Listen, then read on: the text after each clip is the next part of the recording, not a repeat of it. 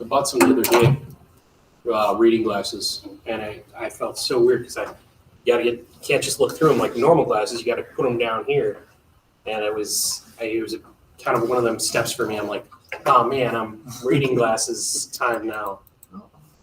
But yeah, it makes a difference.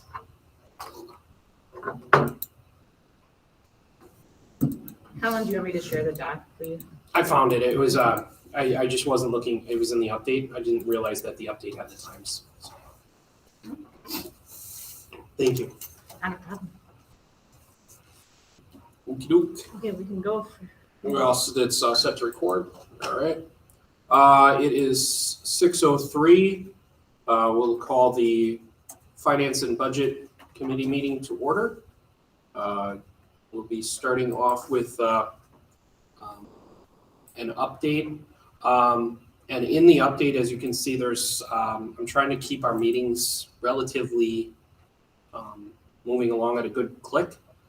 So if you see in the update, there are times that I'm trying to allot for each item. It's not hard and fast, but I just kind of want to keep some of that time held to so that we aren't here. Because it's, as you can see, a very long meeting. Angela, if you want to start off with the update, please. Yes, so much of the information that I wanted to include was, just included in the update itself to give background information to help speed things along. As we've been focusing on getting the year started, there's sort of a lot of loose ends that we need to kind of follow up on and get next steps taken care of on various items. So regarding the Krieger International, there's a discount opportunity for us to look at some furniture at a discount. Sometimes it's being referred to as a donation. We are always very grateful for the opportunity to receive donations, discounted costs, whatever we want to call them. From what I understand, I don't have the information that was shared yet. I'm working to get that hopefully this week regarding the details, and I want to reach out to KI to understand it a little bit better.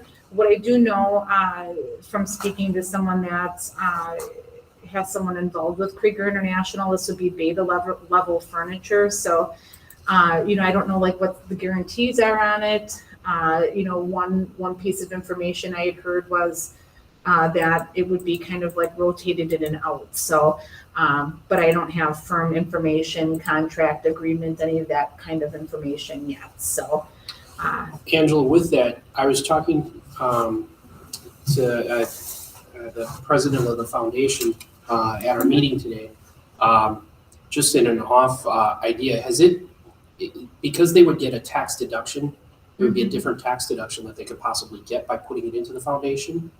Has that been explored to put that through foundation, that gift? We could, but this, some of it would be where,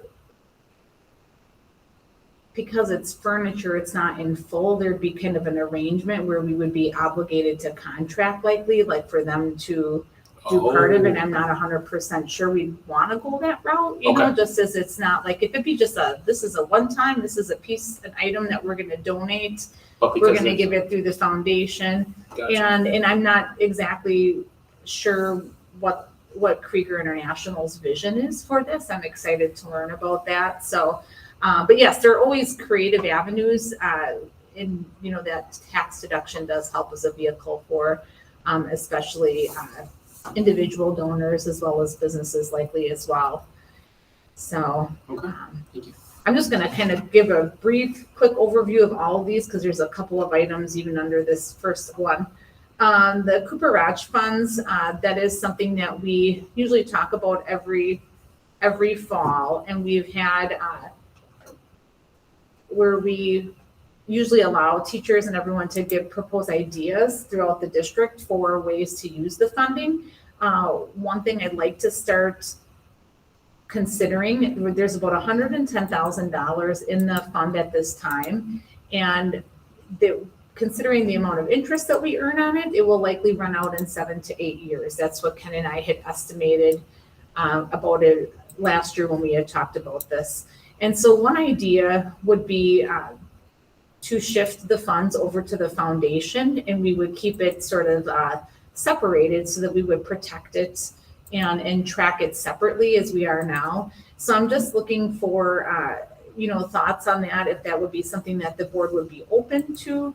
We would still keep a process where we would have people within the district propose projects. The official approval would still come through the board here upon the recommendation of the superintendent and myself. Just another general observation we've had over recent years is when we have donations come or requests for the money, sometimes they're small projects, and we thought a better use of this would be to have a rotation with schools to give them a larger amount of money. So let's say we'd have 3 schools a year receive the funding. One could receive, they could all receive equal amounts, or there could be a rotation on larger amount and a smaller amount. And so schools could plan to do something perhaps more impactful in some ways. They've made good use of the funds in the past, but it has been a very labor-intensive program to run by the time you go through everyone submitting proposals to the principal, then on to, Mark and I have reviewed them in the past, and Jim and I have reviewed them. So just looking to see what the board's thought is on that. Washington has almost received its full 25% of the initial trust investment. Ken and I reviewed that recently because just to make sure that we were up to snuff on that in considering a proposal to move the money over to the foundation.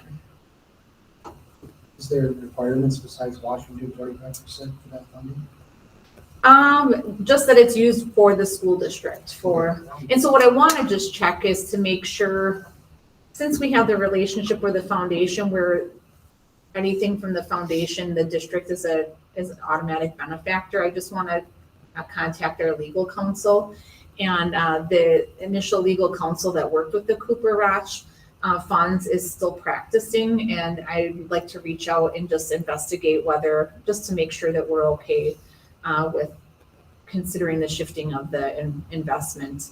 I really think that we could keep it going on for much longer. I've modeled out a couple of scenarios where we could keep it going on, continuously depending upon the interest, or we just let it run out. So it just, where it's at now, there's nothing wrong with it, but it's not going to last because we're making very little interest on it. So it's really trying to make it last How much longer. more interest could we possibly get out of that?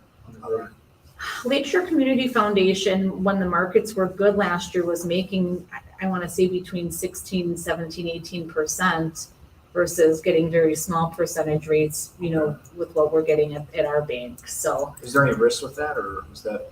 It's pooled, so it's safer in a way because it's pooled with millions of dollars that's invested, and then we sort of would have it separated in the detail of the total investment. So there is some risk anytime you're dealing with the market, but overall it's very, I think it's very secure. So how much, is there a set limit to how much per year gets pulled out of that fund, or how do you figure 8 years? And that's, I believe it was 10% or 15,000, whichever was greater. So that's the general outline of the agreement. yeah, I mean, if the risk is there any risk that fund could be less than what you're getting at the bank, like if the market's volatile? It could at some times, we couldn't see 5-10 years down the road, but I see just general investing versus what you get in standard accounts at the bank would be a much higher rate of interest. Is this kind of like a money market account? I believe it's just a trust savings, so as it currently is. So it's not even in a CD where it's earning larger amounts of interest. So the next steps for this is legal counsel is going to be looking into that. Is that correct? Mm-hmm. Okay. And I'll look again into what our rates of interest have been on that. Can't remember exactly what type of account is now that I say that. I'm kind of like, I'm gonna look back and double check, but I do know that compared to how it's invested now compared to the Lakeshore Community Foundation, we would find a higher return on it. Yeah, I think really it would be helpful just to better understand what the risk would be that it could go be worse, right? Is that like 1 in a million or like, 1 in 10, you know what I mean? Just Yeah. understanding that part of it, but if it's on the lower end of that, or, where it's likely that we're gonna gain, then. I would suspect that they have their investment policy that would, disclose what, some of that to be able to evaluate risk relative to. Yes. That is true. They have, just within their general practice, I wasn't involved with the agreement, I can't remember offhand, but I can take a look and I can bring that to that. I can share that, the agreement, the terms and stuff that we have with the foundation. Yeah. So. Well, I like where your thinking's at on it though. I think it's just understanding where, what's the likelihood of, what's the worst case scenario, right? Yeah. And what's the probability of that happening? And just kind of understanding that. Gotcha, not a problem, so I will. And then that will just be then brought back to finance then once we have had. Yeah.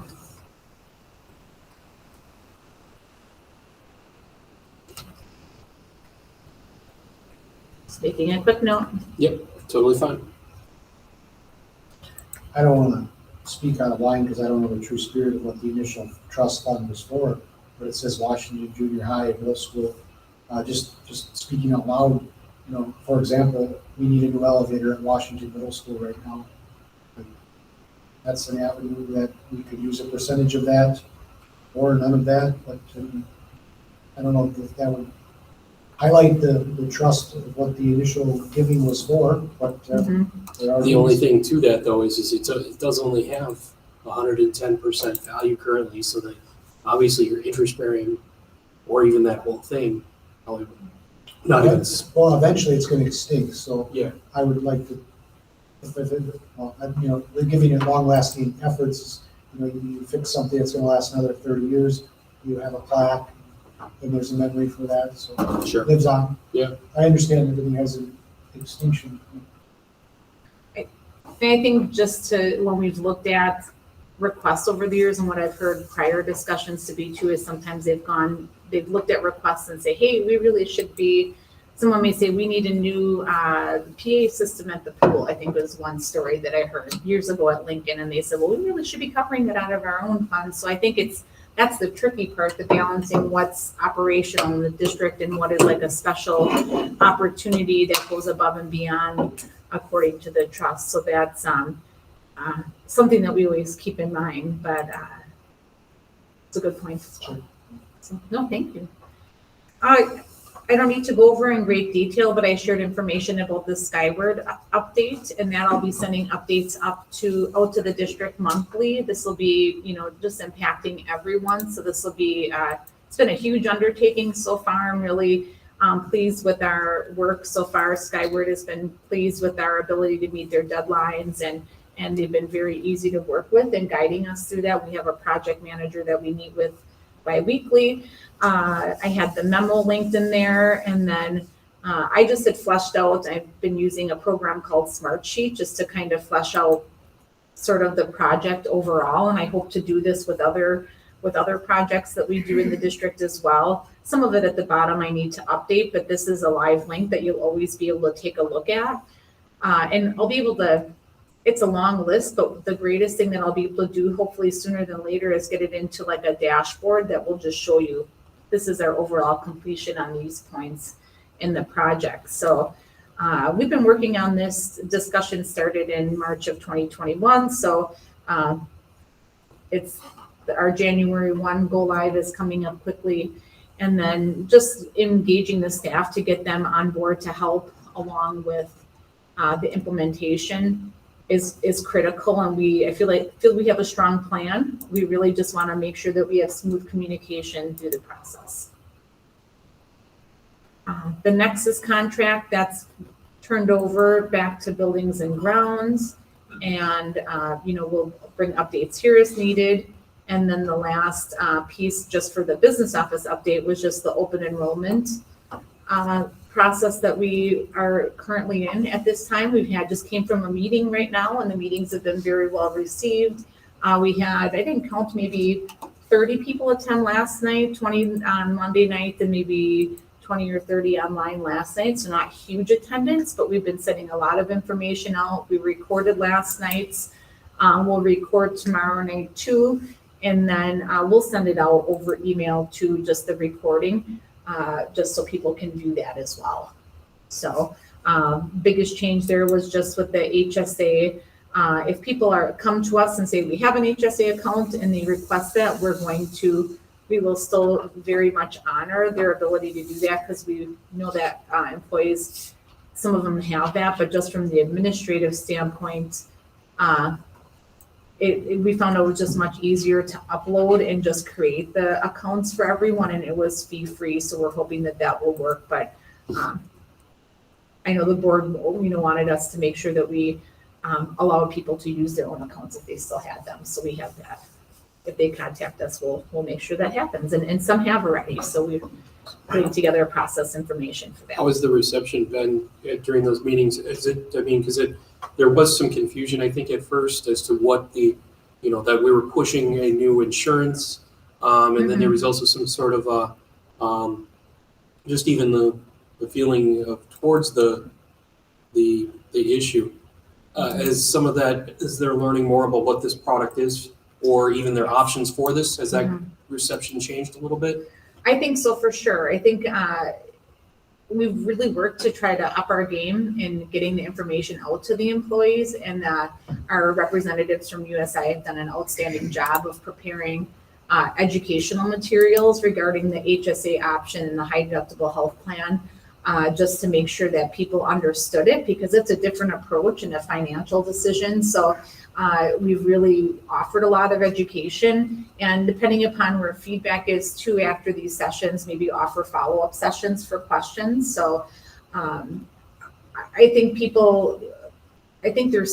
offering a lot of scenarios and stuff in the emails too, or in the presentation, to show like, what does this really mean? If I would have this scenario and I'd run it through the PPO and then I'd run it through the high deductible health plan, what does it look like? So bottom line, we're really stressing with everyone that it's a personal financial decision, and we want, we really like that we're able to offer an option and just help to educate as much as we can. We've emphasized that they'll be able to switch from year to year. So that is something that I think kind of eases their mind too, that, as long as, we're hoping to continue to offer the options for many, many years. That's the hope, unless we have some type of catastrophic loss on our self-insurance, but we've been able to keep a good handle on it and manage it well over the years, so we don't see that being a problem. So. Excellent. Does anybody else have anything else for the update at all? I'd like to publicly thank you for doing your job and following up, and making sure that the employees can keep their accounts for their HSA accounts, because people are obviously very particular about which banks they use, and for you to follow up and make sure that happened. And now you said that some people have chosen it. I know it's more work. Yeah. But thank you for providing stability and security for the employees in this district. Not a problem. Happy to do that. So. All right. With that, then moving on to the next item, the capital improvements financing. Yes, I had a discussion with Mike Clark from Baird today, just after our presentation on August 31st already. Wow, it seems like it was not too long ago, but it's almost been 2 months. But I just asked him to model out a couple of options with him, and he, just typical with, they're supporting a lot of school districts through referendums now coming up in November. And then, we're looking definitely at just kind of, we discussed several options with the Fund 38 renewal and the operational referendum. And he's next week, I should have some things modeled out. I'll work with Colin and show him those items and bring them to, and Jen, of course, too, and bring them to our next Finance and Budget Committee meeting. He did have some suggestions as far as, the board can borrow up to $1 million without going out for, without posting it. And I'm forgetting the term right now. So like what happens, like let's say we would do a $20 million renewal of Fund 38. We would have to post it in the paper and have it noticed for 30 days. And people could say, people could voice concern over that before it would be official and finally approved. So Kind of like a hearing. kind of Kinda like our not budget like a hearing, but I suppose like through a hearing, or if they would say, if there would, and I'm not exactly sure what that process would be, Yeah. because it's all very complicated, but we would have a resolution, and you would say, if you approve it, then you just have to publicly post it. So just if you would have great concerns brought to your attention, then you could reconsider or whatever have you on that. So the suggestion really at this time, I discussed several options with the operational referendum side of it, because what he really suggested is that we'll want to figure out that Fund 38 part, like what our options are, and of course build that into what we would project for the operational referendum. So one thing to keep in mind too is if the operational referendum would not be approved, then we wouldn't have to go forward with that. Like, we could have that information kind of in our back pocket and ready to go if it would be approved, but we want to keep that in the scope of all the information. So especially with staff increases, it's just one tool. If for some reason the referendum would not pass, we would maybe not want to jump into refinancing or taking on new Fund 38 debt. So. So Mike is wonderful support. He's been very great at saying, like, here are some options, really make sure that you think about this, what I struggle with, even with advising the board too, is our inflation is so high.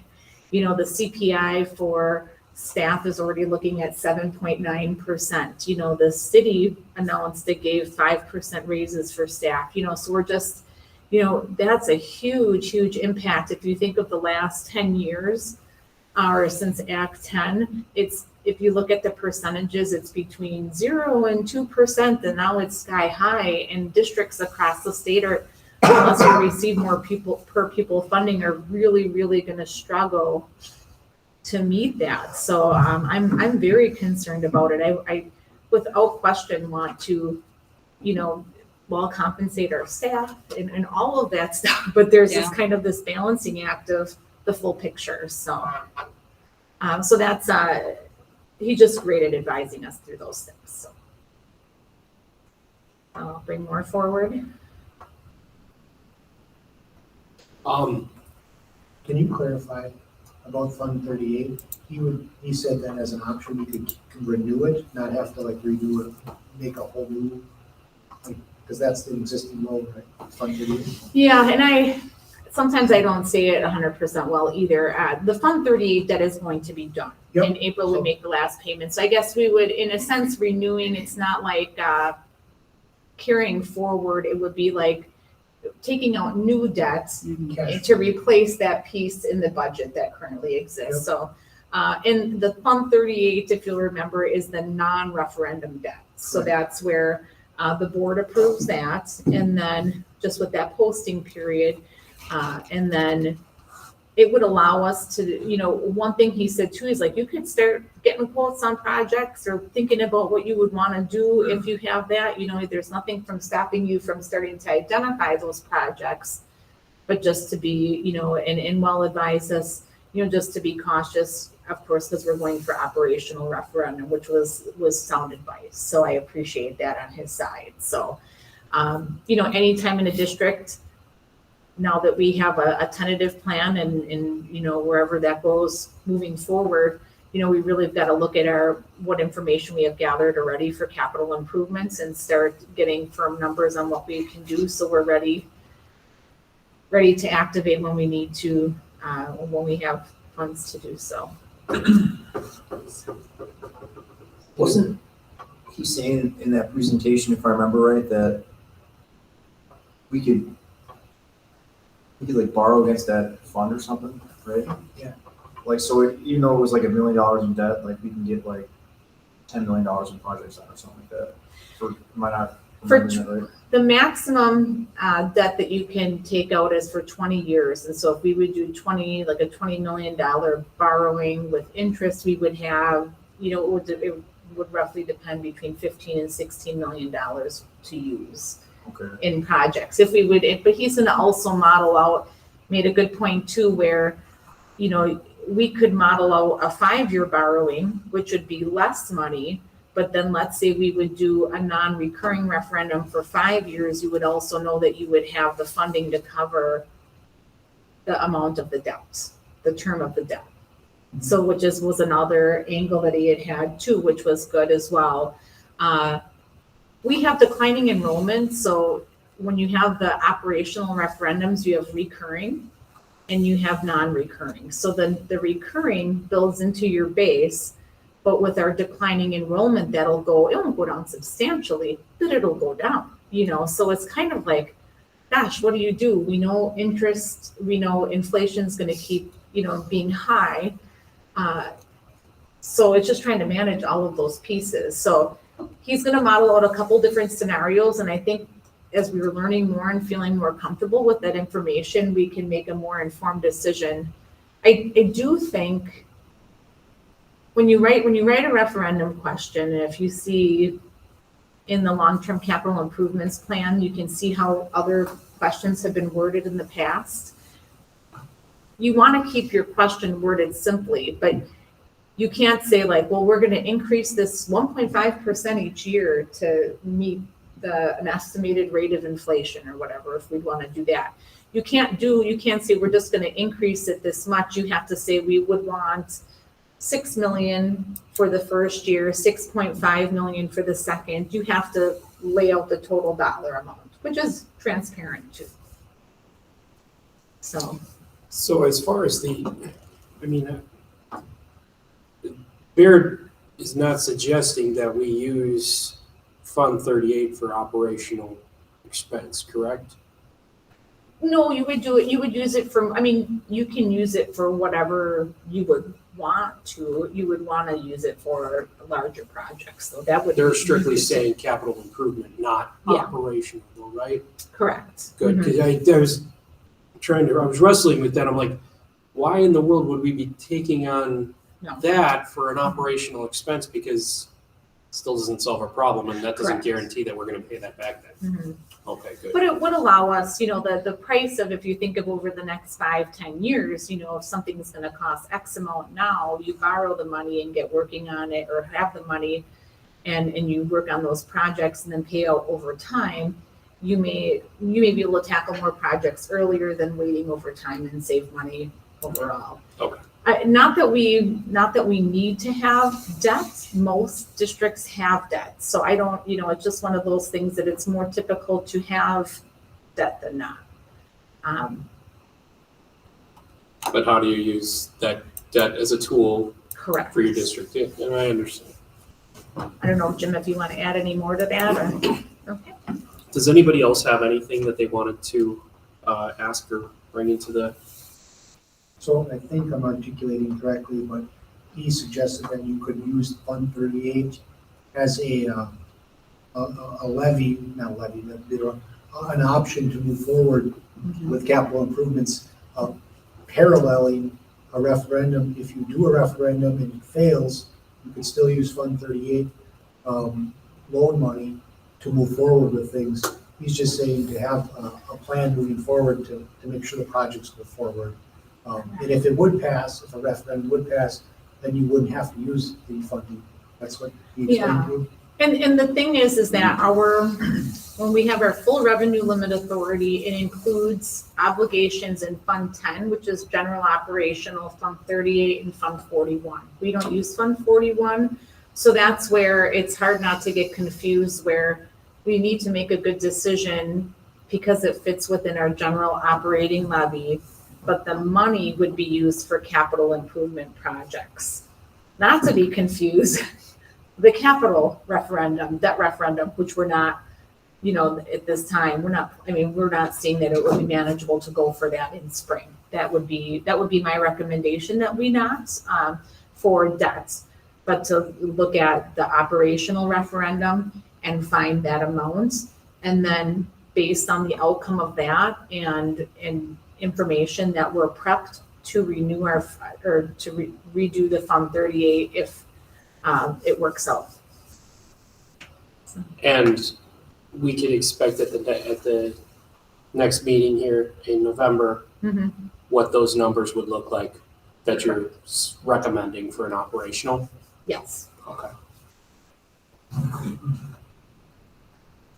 Is there advantages to just renewing the Fund 38 loan or to start a new one?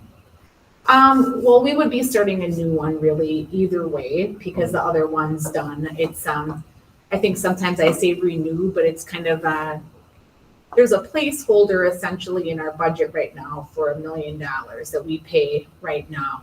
So either if we don't renew the Fund 38 or we don't replace it with new debts, what ends up happening is that just becomes available in our budget. So one approach that we had last spring was like, well, these increases are costing us a lot. We're not getting more money from the state. ESSER funding is going to fall off. We'll use that $1 million to cover the salary expenses. But then that money was used at one time to work on capital improvements projects. We should utilize that money again, that kind of set aside in the budget for that same, for larger. Otherwise, that projects. puts you in that position where you're almost deferring, preventative maintenance and things like that. And you start risking them in terms of the status of your facilities, capital. Any other things regarding? All right, well then moving on. The next item that we would like to explore is the compensation adjustments for the adopted budget.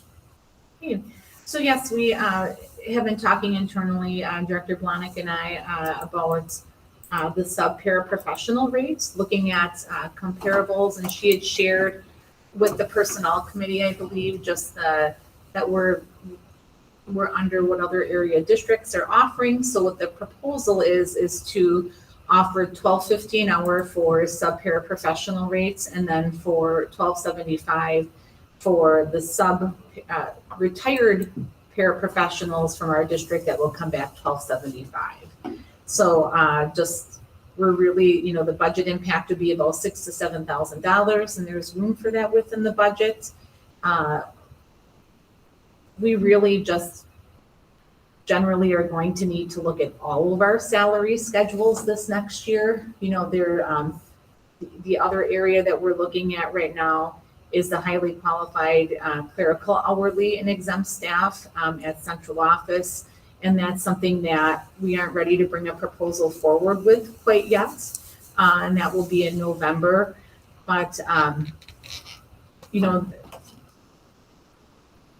it goes without saying, we really just need to have a better cycle of reviewing our groups moving forward to make sure that we stay competitive.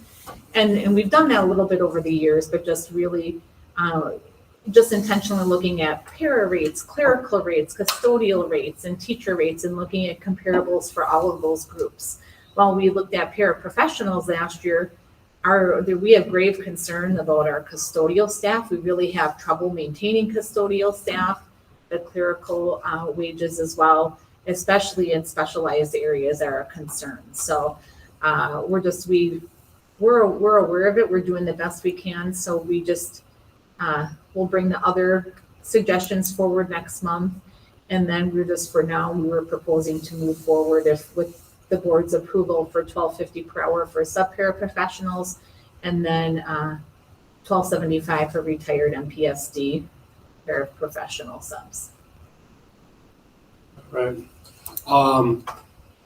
So is there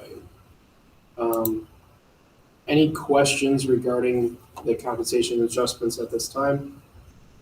All right, well then we're seeking a motion for approval to move this out of committee then, correct? Mm-hmm. Yes, for approval. And Tony, would you, because you're the only one on the committee that is here? Yeah, I'll make a motion. Okay, and then I'll make a second. And then all those in favor signify by saying aye. Aye. Opposed? All right. So that'll be moved from committee to general. Moving on to the property management section, we'll be discussing the municipal baseball field and the other vacant lands. Yes, and I haven't realized that there was a Buildings and Grounds Committee last week, and Jim may be able to add a little bit onto this, but I have not been able to connect with Chris, just he has been out on some vacation days and stuff, so I I'm can not speak. sure.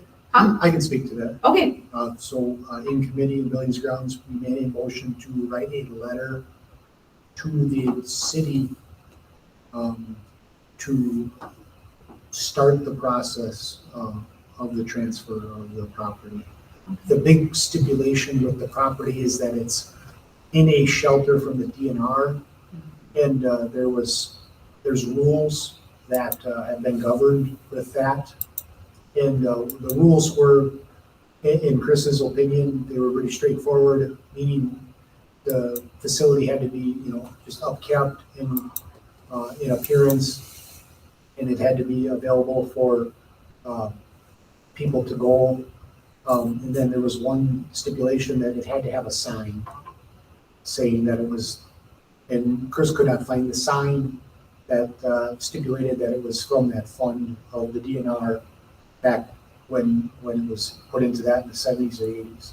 Is it like a conservancy or? Something like that, yes. Okay. So, but the overall theme was that the requirements to have it in that DNR program were very minimal. Yeah. That were like standard in having the property. You were there too, so you can speak to some of this if I'm missing anything. And then, so he suggests, Carrie made a motion to move the letter forward to get approval, to write the letter so Chris is gonna write the letter with having the actual municipal field in the letter for the transfer to move forward. So buildings and grounds, it sounds like they're making a recommendation to move forward with that. I guess from a finance perspective, what is the overall, and I'm still, what is our overall Exposure? liability So in I'll what this will explain. require to move this into a suitable field? I'll explain what they've done last year. Okay. They spent about $80,000 between improvements of the facility and equipment, about $20,000 on a rake for the field, for the infield. And then they redid the infield last year, and then they cleaned the drainage. The drainage had been problematic the last 10 years or 5 years because of sediment growth in the pipes. The pipes were cleaned out. The field is working very well. We were at the field after it rained that day, and the field was playable. So that was a very good sign. The only two concerns that were left on the facility, three concerns that were left at the facility at this moment were the scoreboard that needs to be updated. It's about 18 years old. Fencing at the property on the field has lifted over the freeze-thaw cycles in the last 15, 20 years. And then the drainage, which is not a responsibility of the school district because the drainage goes to the railroad property behind the facility. But the drainage on the field has been remedied with the improvements from last year. Am I missing anything? No, I think you captured that. Yeah. Okay, so the state of affairs are actually in very good condition compared to where it was previous year and the amount of money that was spent in it last year. So liability exposure would be the biggest thing, and then the agreement of the facility usage has to be highlighted through policy, because with Rubik Field, that's been addressed a little bit, but the Buildings and Grounds is gonna have to take up, or a different committee's gonna have to take up a better policy about usage on the facilities. There was a little bit of discussion about where the property would hold, if it would be held in the district or if it should be held in a foundation. But it was just a little bit of speaking about it. That's the update that I would give you. I am not the chairman of Buildings and Grounds, and I am not the director of Buildings and Grounds at this facility, but I am a board member there.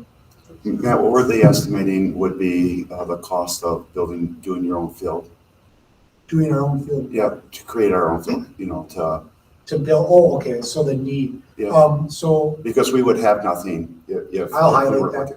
So as of right now, Manitowoc Public School District uses for younger children, youth age, they use obviously Citizens Park, which has been redone. They have a field at Dewey Street that the junior high games are played on, which is technically a baseball field for a high school. They don't use that for varsity. All the varsity games are played at Municipal Field right now. So they wouldn't have a field if we chose not to take on the liability of that property.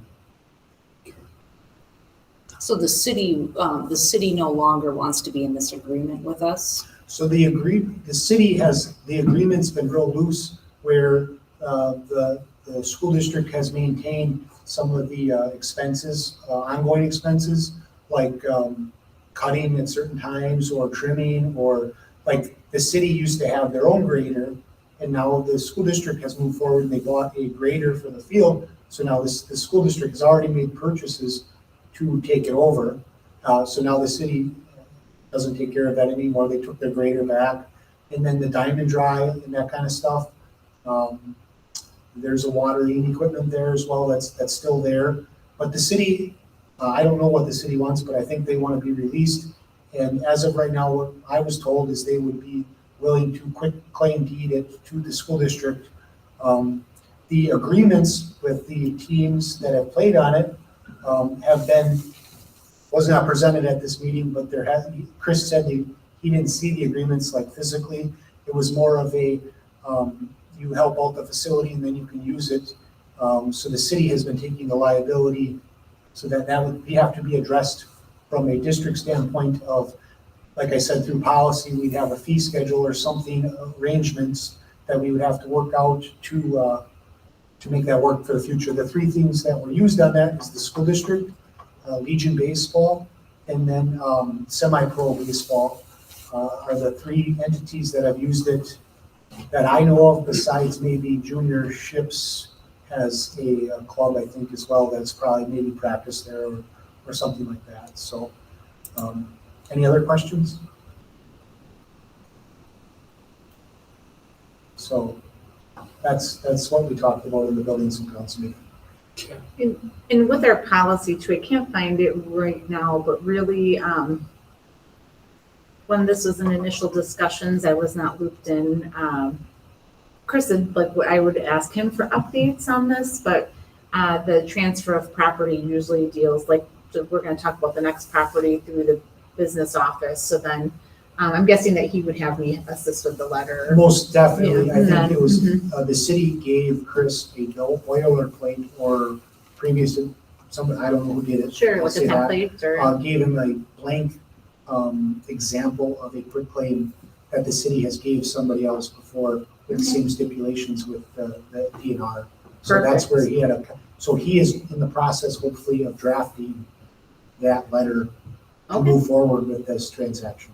okay, I'll make sure to connect with him on that, so we get it taken care of, so. So what we would be exposing ourselves to, obviously, is the liability insurance and then the ongoing expenses moving forward.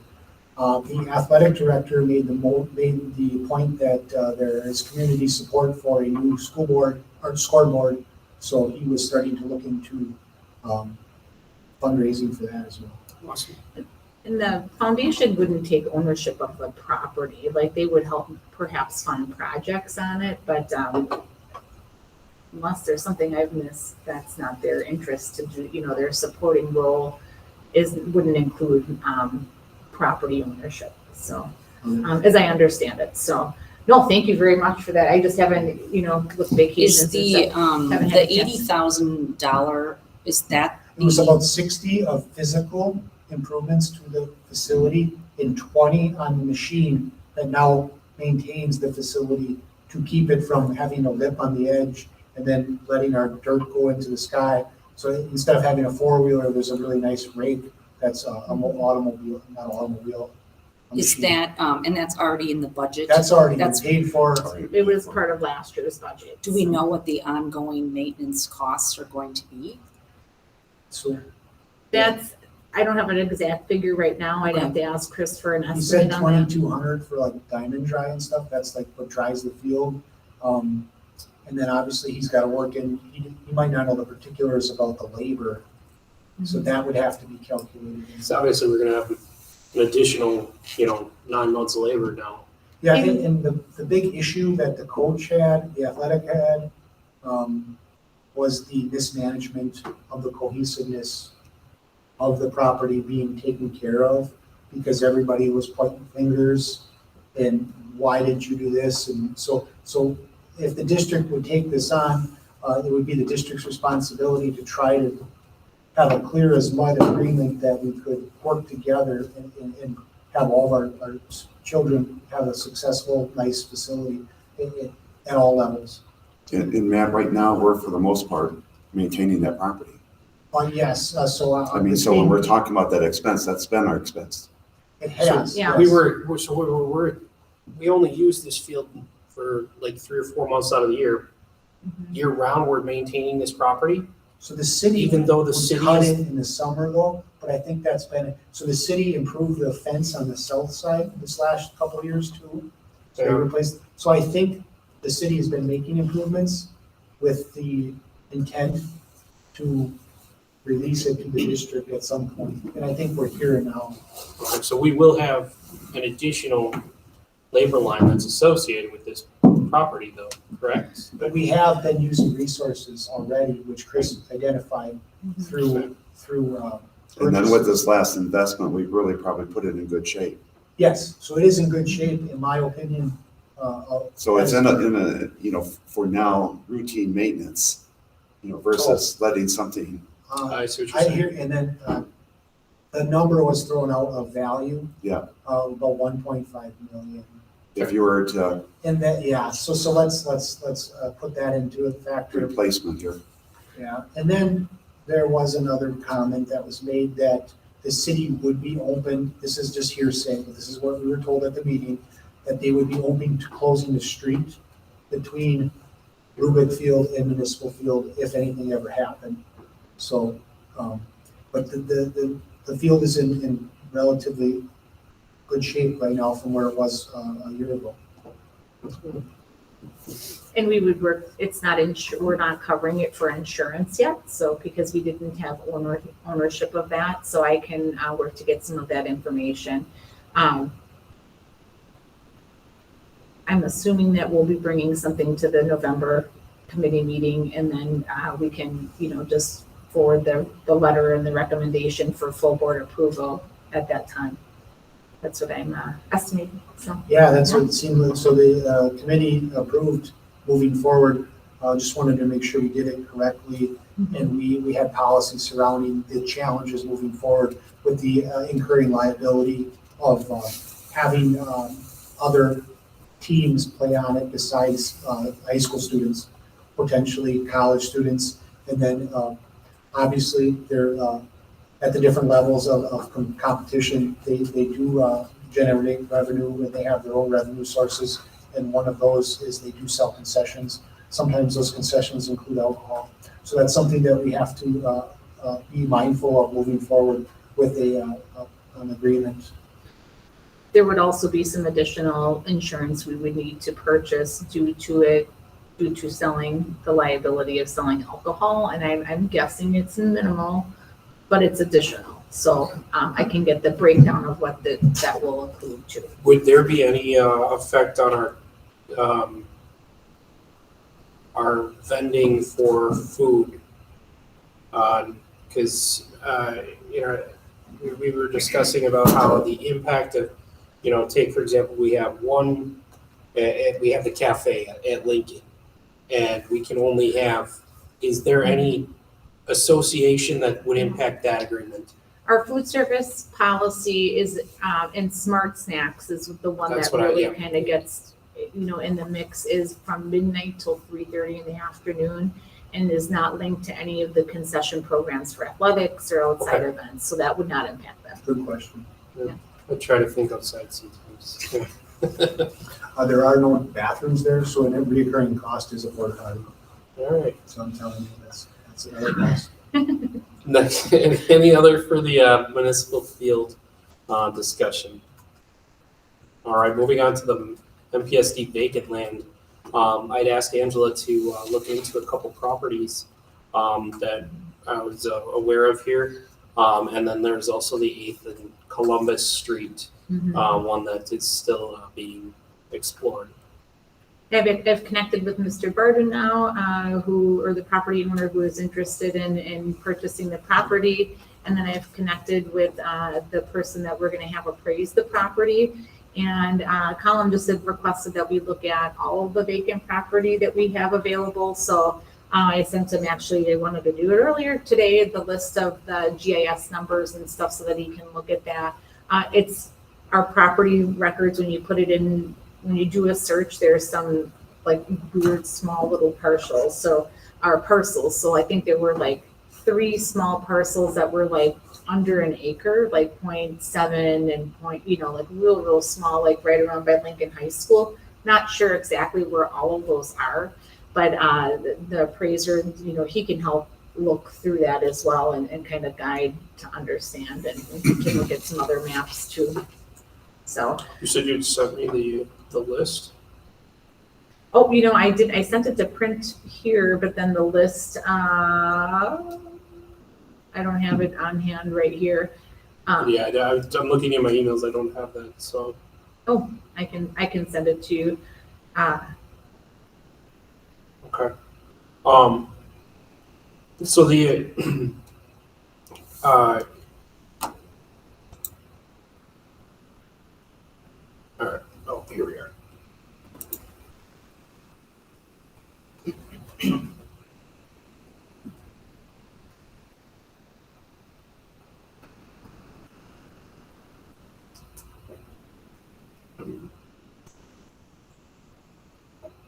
And I can send it to you, Colin. Or did you have a separate question on? No, I have no other questions. That was Oh, okay. the one that you just sent me. I don't think it's on there, but I don't think I included that. Was That's there fine. any discussion about 8th and Columbus? so yeah, where are we Oh. sit, as far as the 8th and Columbus thing, going back on track here. Thank you. Are we where we're at with that is simply just getting an appraisal right now, right? And we still just have not had the appraisal completed. Correct. And then we'll work on price with him and discuss, bring a proposal for, he's made a proposal for, and I'm wanting like the pay, and I just would like to make sure we get it appraised to see if it's reasonable Okay. with his proposal. And I'm just not sure because it's not my area of expertise, but I'll share that and I can work with you ahead of time to. What so does we- the city assess it at? There is nothing in it right now. Like when I looked at just the regular tax record, I didn't look on the assessor's page for that piece. But Assessed then, value. Okay. well, Either way, whether we go with the city assessment or we go with, we still should get a regular assessment. or I would imagine, appraisal. correct? You would recommend that? I would Yes, recommend yes, that. I think, I yeah. guess, yes. So, The only thing is such a small lot that the city value that it is probably, yes, that's probably a good thing to do. That's fine. The land value versus That's fine. Mhm. so I agree. I guess then no action at this time regarding that. Moving on to the policy work next steps. Angela? Okay, so yes, alluded to this just a little bit. Our food service policy was brought to me end of the summer, and we wanted to sort of address this. There are 2 main policies that come into play when we talk about food service. Our food service policy essentially states, I have a little bit of it snipped here, that we are not able to sell competitive foods during food service hours. Okay, so the Sips store is for our special education programming, and the students do a vocational training, make things and sell them. And so as the policy stands now, they're technically not able to sell during food service hours. So if we make an exception to our policy. I kind of put it in red, just in draft form. I need to get the template though, so this is just kind of sharing a general idea.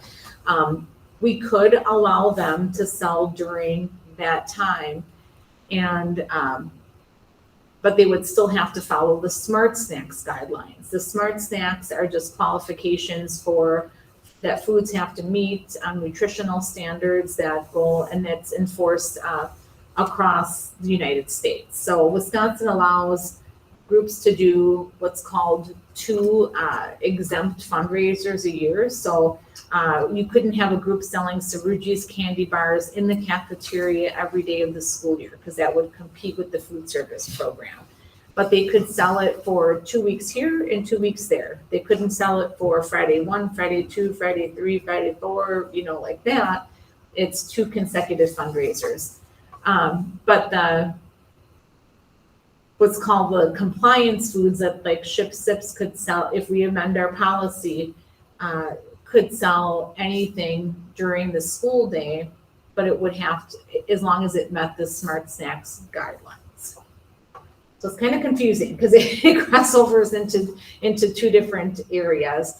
But I would recommend that we make the change to the policy. We don't want to leave a wide open door in letting groups just sell during the food service time. We want to be very intentional and careful with that. We are, because it's one of those things where you're saying, okay, we want to allow people to purchase things during food service time, but we're offering free meals. So it's kind of a little bit of a balancing act in philosophy too. And I definitely recommend this just from the standpoint of the growth and opportunity for those students that they learn while they operate the school store is wonderful. I've been able to see it in action, and it's a great opportunity. But we don't want to just make it wide open that everyone gets to do that. It would require approval through Jim and myself, depending upon, and we can word that however we'd like. It could be just that they ask Jim. So that's I'll bring the draft policy. So November, we'll have a lot of things that we have information on, and there'll be follow-ups. So kind of, it's a lot though. Does anybody have anything that they would like to add to the discussion about the food service policy at this time? So just help me connect the dots here real quick. We're providing free meals, right? And now we're just trying to revamp that so that people can like fundraise during school. Is that the purpose of this? Well, just would be for this very specific group, allowing them to sell items that would also be in compliance with the Smart Snacks rule. Right now, technically, they're in violation of policy because they sell throughout the day. And so we just want to make sure that we bring that group back in line with policy, or adjust the policy to match and allow them to keep selling at all times. So this was brought to my attention at some point last year, and it was just with everything going on, it was later in the year that I became aware of it. And so we just need to address it. And it's a small group of students. It's not like they're making hundreds of dollars, and the biggest thing is the skill that they're getting through the vocational skills of learning how to prep food and sell food, and they work on general housekeeping type strategies, cleaning up their areas where they prep the food. So it's pretty neat. So it's students doing it. Correct. That's Special pretty cool. education students. So they're just hustling. They're what? They're just hustling. Yeah. And it's wonderful. I mean, if you go to Lincoln, Sean Mulhaney is the person who heads up the program, and she does a wonderful job with it. It's just, it's all those. So we're under administrative review next year for our food service program. So they want to check our Smart Snacks records, and that's an area of growth in our district where we need to make sure that we're tracking our Smart Snacks. So I'm trying to bring us sort of in compliance. That's why I offered a refresher for administrators on that. Where's the location of this sales? It is, I'm trying to think really where the old gym used to be. Underneath it, right? Underneath it, yes, on the main floor of the building Yeah. where multimedia used to Yep, be. I okay, think that. I just want to make that's sure there. that's right. Yeah, I got my sweatshirt there and I met Sean, so she's pretty cool. Yeah, yeah. And the kids Seems do a like- great job, so it's. Seems like a good program. I don't see why, Mhm. you know, as long as we can make it work. It's not like all four, you know, or I can't remember how many kids are at Lincoln total right now. It's not like everyone's selling stuff and then the food service program is not gonna, you know, be able to survive due to what they do, you know, so would definitely support a change here. And then just along with the purchasing policy and contracts document, I meant to have even more up on it, started putting some documents in there, just for board to review, just to see and kind of, I'd like some feedback too, as I put stuff into here. You know, just supposed to be like a depository of all of our contracts, and just to make sure that we can view those on a regular basis. It's not complete, but, I'll be working to get it filled up and maintain moving forward. I wanted to share that. And then Fund 21, with our transition over to Skyward, just in reviewing our asset accounts that we have some older class accounts are good examples. And then we have just some other memorial accounts that we want to look at, and making sure that groups that are tied to those funds know that they're there. And I had an auditor review our chart of accounts in preparation for the Skyward migration. And she just recommended that we really consider making a policy that if funds are not utilized by groups after a certain period of time, so I don't know, like maybe 3 years, we can make it whatever we would want. We could have it where those funds would essentially be surrendered by the group, and we could put them into Fund 46 or into the general fund, just to have a process to review them on a regular basis and make decisions on that. It was suggested.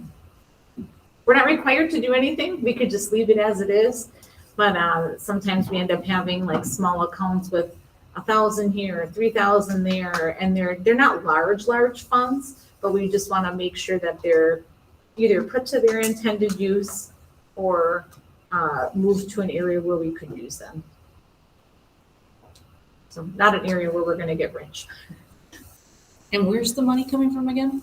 These are Fund 21, so it's like fundraising. So like class of 2013, I think has, some money, and then class of 2014, and they have these, what they've done in the past is they've had some classes able to keep their money in Fund 21, but we would want to say like either utilize them or move them out of the district, or they become part of the district again.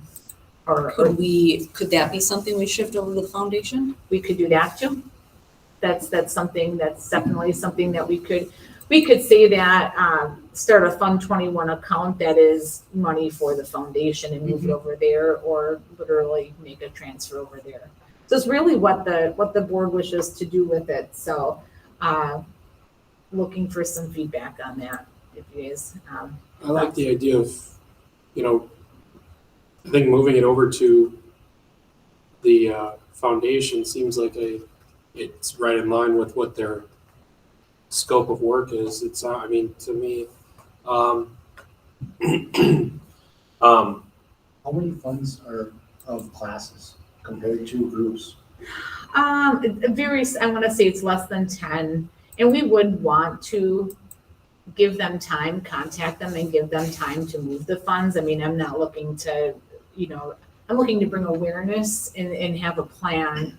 I don't want to make anyone feel like they're losing, sometimes they have them for reunions. It's under $5,000 for each individual class. Sometimes it's only 1,000, sometimes it's nothing. So, is there any reason that a class would be having the district manage their reunion fund? sometimes they have like a class, I don't know exactly how this was done in the past. I'm just thinking of how we did it in a former district, but sometimes they would raise money through their own fundraisers, and then they would put that in there for class activities like T-shirts the year they graduate.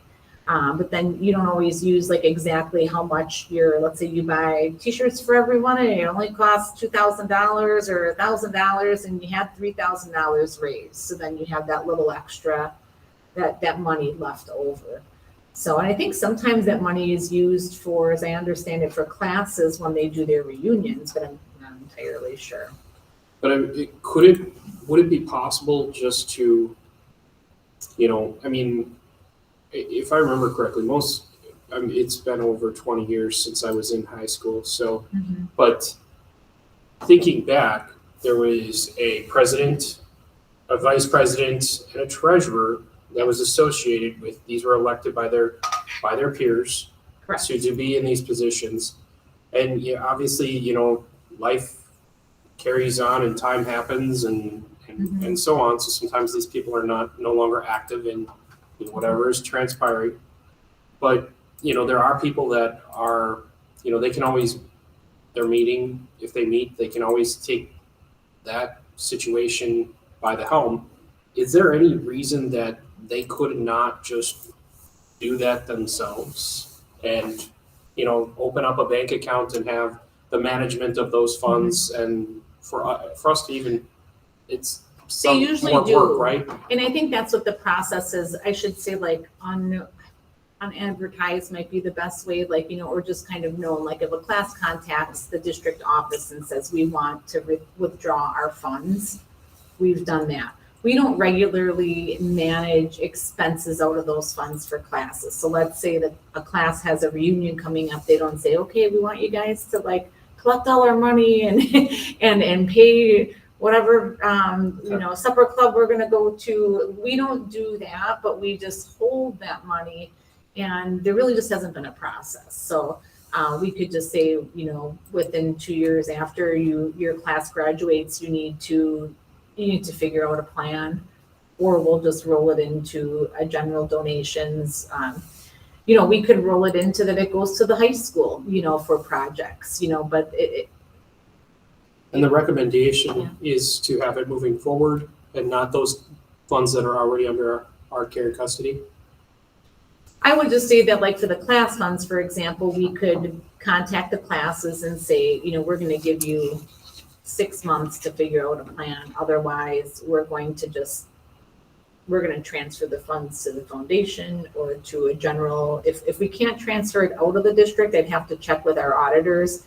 We could put it into like another Fund 21 account that wouldn't be labeled under that class. It would just be special projects or something that we could use it for. Just reconcile, clean up the books. Yeah. Any recommendation, motions for any of the policies or even comments, questions, concerns that were being? I think we should have a fall off date. You should do what you said, contact classes, give them a year or something, have a plan, move forward with it. I would, foundation is a good idea. Would, I'll bring a plan forward next month so we can have something put together. We can talk a little bit more. I need to reach out to Lee Tennis at the high school and see like how they communicate already and just make sure that we don't disrupt anything that's already in place, but just clean up our books. So. All right, great. So moving forward, the next item on the agenda would be the final budget adoption updates.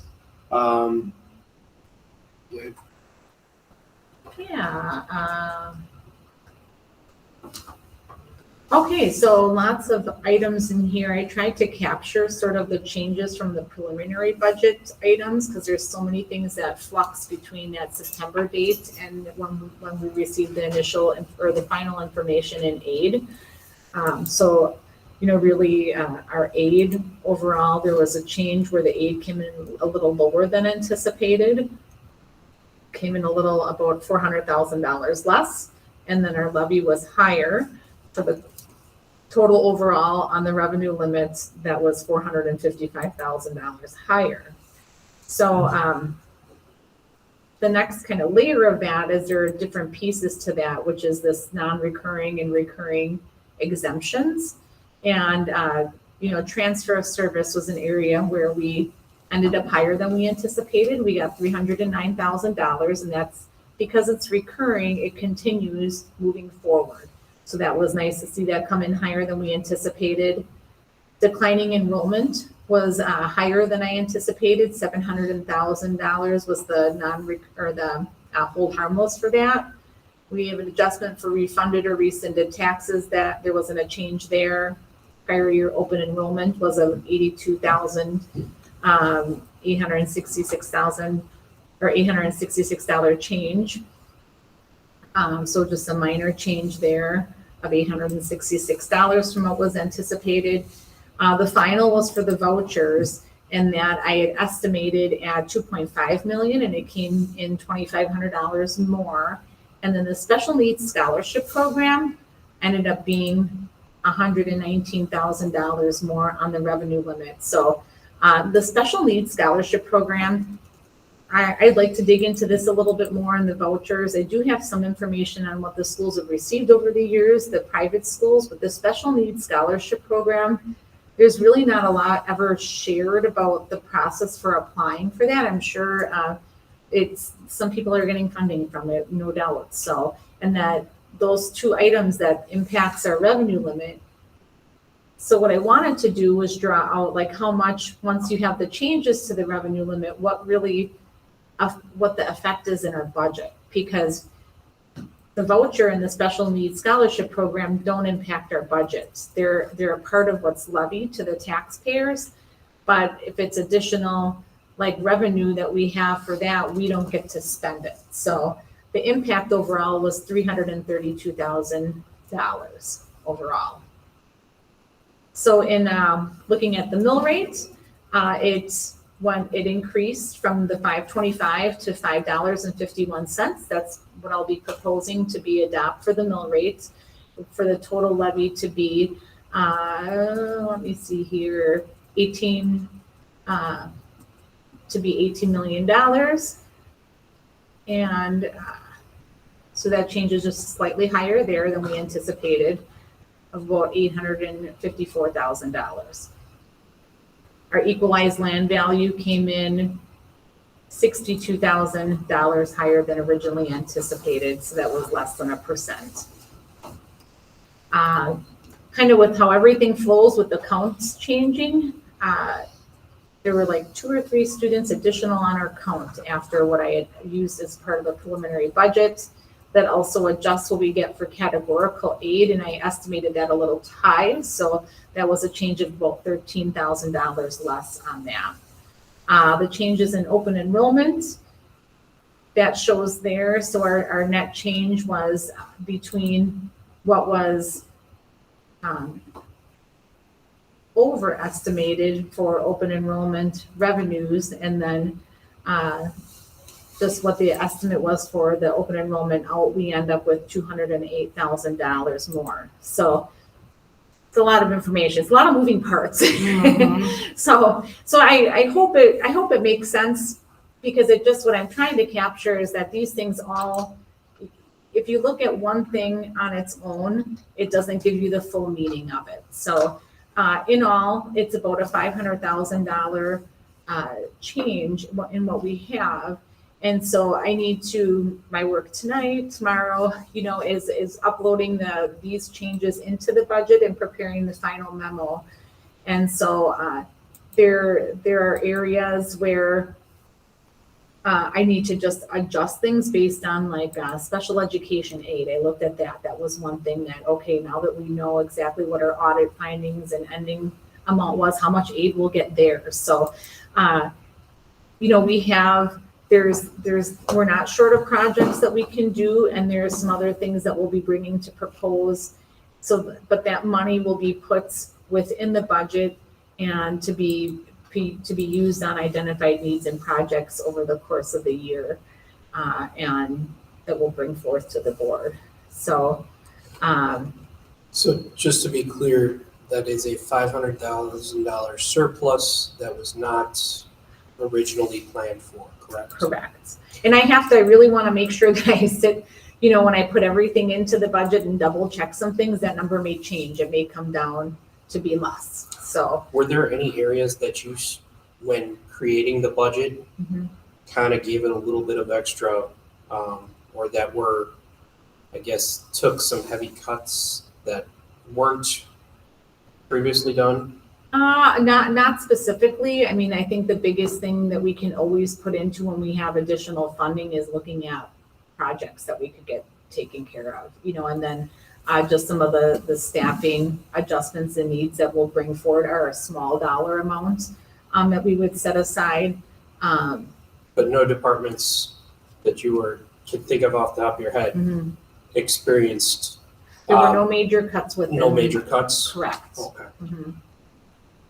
I just want to always be careful too, because there's always things that come up and we want to be careful not to say like, I don't want to make it appear like we've got $500,000 Right, I understand. throw around. You know what I mean? And it's all, You'll have everyone that's knocking where, on your door.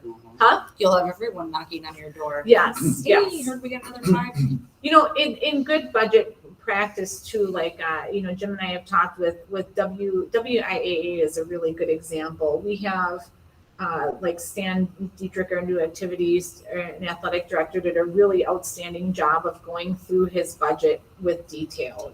Just it needed that, with rising gas prices, officials costs and everything. And he said, can I have everything can I have it budgeted for every single group to go to state?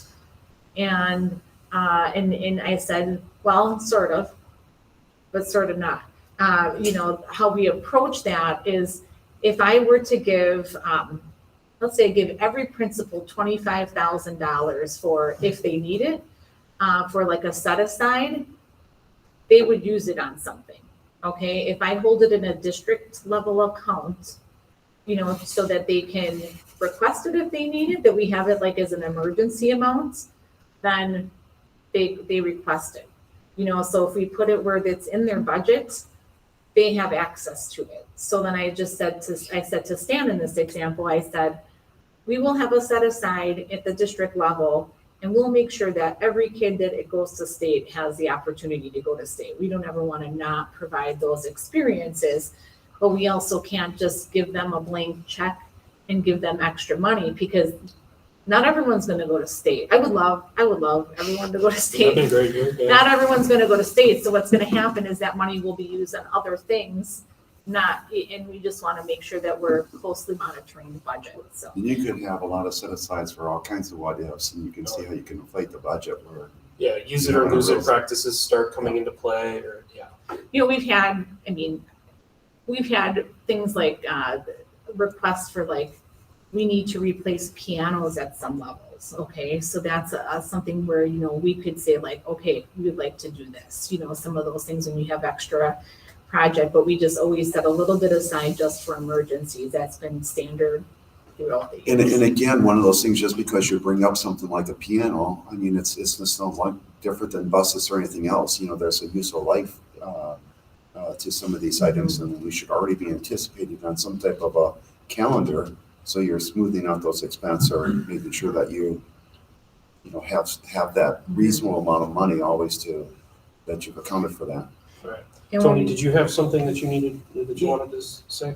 I do want to add in, I'm just looking at this, it looks like our open enrollment out was less than anticipated.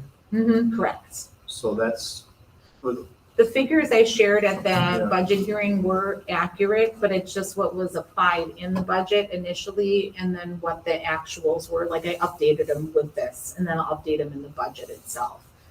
So we still the same in and out of 120 in, 348 What you had out. previously shared on that special reporting is the same, you just built it into the budget now. Yes, correct. I need to adjust it in the budget. So I always give my best guess. I'll say to Amber Kipe, who does our open enrollment, hey Amber, like where are we at today? I'm updating the budget today. So as of that point in time, it's accurate, but then, it's really a guessing game. You don't know. I mean, she was getting changes for open enrollment into the first week of school, which is just astounds me. so But, real quick follow-up on that, Yeah. Angela, does that mean we guessed wrong and the numbers aren't as, of people opening out or aren't as high as we thought, or does that mean? The number is just as bad as it was reported at the budget hearing, but when I prepare the preliminary budget, we don't have all the information at the time. So we put in, we do the final count is certified September 30th this year, I believe it was. And so I prepared the preliminary budget for September 20th or so, like a week before that. So even at that time, we were tying out our accounts. We work through the enrollment certification process. My secretary, Joyce Steffen, will work with all the schools to work on like all of the education reporting. And then Amber will tie out all of the open enrollment counts within what's called the OPAL system. And then she'll confirm that with the secretaries. So when we prepare that preliminary budget, we don't have it totally finalized yet at that time. We don't have firm numbers. Yeah, what would be helpful when we get this in the future, and I don't know if this is Sure. possible once we get to Skyward, if that's gonna have like a lot of bells and whistles on it, but if we can get comparative data from prior periods, and, you know, if we can, Trending. yeah, just thinking out loud, you know, Yep. it's just a lot to digest when you're looking at numbers, and it just, you know, I can only stare at numbers for so long. Sure. But, you know, what would be helpful is if there were trends that were, you know, if it was like color coded to some extent, like, you know, green is good, red is like, let's look at Sure. this type thing. And, you know, I don't know if there's a way to do that, but And more of a historical overview of it, or? yeah, I mean, just to help spot trends, you know, that's Yeah. really the big thing when you're looking at data is, you know, what are the trends, and then trying to understand why we're seeing what we're seeing Yeah. in the data, and then, you know, pulling what we can from it to adjust our strategy and execution and so on and so forth. So, Yep. And to me, I know we talked about this, I think the last time this came up, but, you know, really looking at that, you know, understanding why people are, you know, opting out for the district, and trying to reduce that number. I think if we can address that, you know, that could end up being a significant chunk of funding that we can claw back from the state. Yes, most definitely. And in the enrollment memo for the last general meeting, there was a more of a historical view of what our open enrollment has been.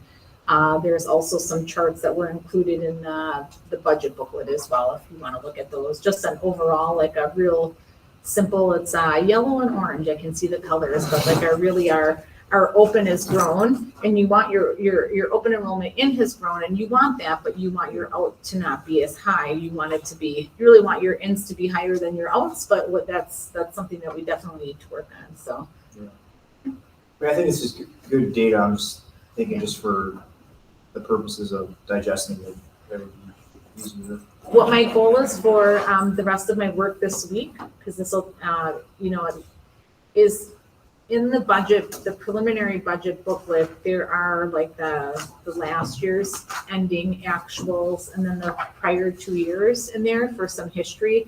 And I just need to update that. So Skyward will definitely make my life so much easier. Like I'll be able to just hit print on lots of reports for you guys. So, because I like having the history too. Now it's kind of a manual where I download it and have to copy paste into an Excel spreadsheet. It works, but it's going to get even more easier to maneuver around. Thank you. So that is, you know, I also just put a timeline down here. So we have the adoption of the 22-23 budget for the next meeting. And then just our work really needs to start on the 23-24 budget. You know, really districts that are proactive, and I want to get us on this cycle. We start looking at enrollment projections, staffing projections, looking at that operational referendum, looking how we'll come out of ESSER. So it's really, budget planning never stops. So. I'm just looking up, as far as the calendar goes, the 25th is planned for 6 o'clock. Oh, did I have that? there was, and that is for the special board meeting. I know that there is some discussion about not that meeting, but the ones after. And Lori was going to be sending something out about that. And the only reason I'm just bringing this up is, so just look at your calendars. She sent it to me today. In regarding to the other special meeting. Yes, because November, it's gonna fall on that Wednesday where staff and students have a half day, the Wednesday before Thanksgiving, is when our proposed second meeting of the month would be, special meeting, and then on the one for the second one in Christmas, it'll be, the 12-month employees are in session. However, most people take vacation during that time.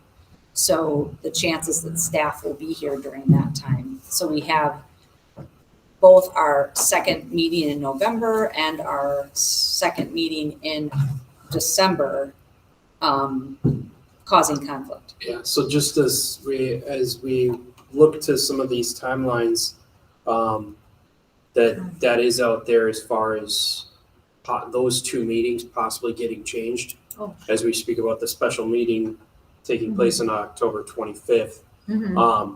But just to be aware that those are either gonna have to be moved or possibly not even take place as a result of the holiday. And some of this is, I got you. You know, I probably should have clarified too, a little bit better on my side. Looking at enrollment projections, staffing projections, a lot of that is gonna be internal work. And so we, really for the operational referendum, for example, for that being considered, I'll need to bring you sort of first level estimates at that meeting. And I'll have a better idea of what I think we should go for at that time. Especially with this budget all wrapped up and finalized. And then in December would kind of be another, if there were fine-tune adjustments, concerns, questions about that we could look at those amounts then. So a lot of it is just internal discussions and planning and then updating the finance and budget committee along the way. So we wouldn't have to take action or be any part of any general or regular or special meeting. Good to hear. Does anybody have anything further as far as the timeline or items on the agenda at this time? Can I circle back? Did you have any questions about vacant land? That was The vacant land, so what Oh. the vacant land list was sent to all the board members. And so those are just basically touching on that vacant land. It wasn't that I had questions about the vacant land. It was that I hold the view of what is the point in keeping those properties on our books or even in our keep as we experience some financial difficulties. So my rationale behind that, and this is the reason that I would like to discuss and explore that. It may, my view may change, but I think it should at least be discussed that we have either one of them was a very large parcel, it was like 13 acres almost, where why are we keeping 13 acres of property and what are we going to use it for? As we experience financial difficulty, it just doesn't seem like we're doing due diligence to what our asks are of the community when we hold, I don't think we should be driving around in Ferraris asking for, some pocket change. And I'm not saying that that's not what I'm saying, but I think it gives some sort of view as to where I'm thinking on that one. So that's why I asked for us to seek appraisals to what those land values are so that we can do good by our taxpayers. And I think too, where the history behind some of that is that districts would often buy land in the 60s or 70s, and they would buy that for future growth or new schools. So that's the exercise wasn't to like hold on to valuable property, but just to have options where there may be growth in communities around. It's hard to look in the crystal ball and know if we'll be like, oh boy, wish we have that. I think that one thing, to consider is that you have one quick sale and then your resource is gone. And for just more substantial needs, but it depends upon what the value would be. So it's good to have the information. So it's Right. not bad to collect that. It's not that I'm saying that this is what I would like for us to do. I just want to know what it is we have and what what the values are, and we can figure it out from there. Because say it is like that that property over by Lincoln. Well, we're not going to put a school on that property by Lincoln.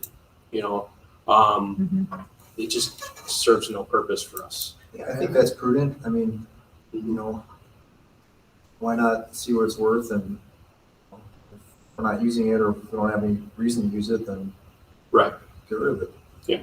So that was my I think rationale. it's imperative us, if we're gonna be acquiring property, we don't, baseball field, Right. now we don't need to plan on building a new one. There So, you go. Yep. thank you. So, any other thing else for the in accordance with the agenda? All right. That being said, I would seek a motion to adjourn. If there's no other comments, questions, concerns. Motion to adjourn. All right, and I will second. All those in favor, aye? Aye. All opposed? All right, Thanks, we Angela. are adjourned. Thank you, Angela. Okay, thank you. We're close to the timeline. I gave it a crack. The other thing that Lance was really great.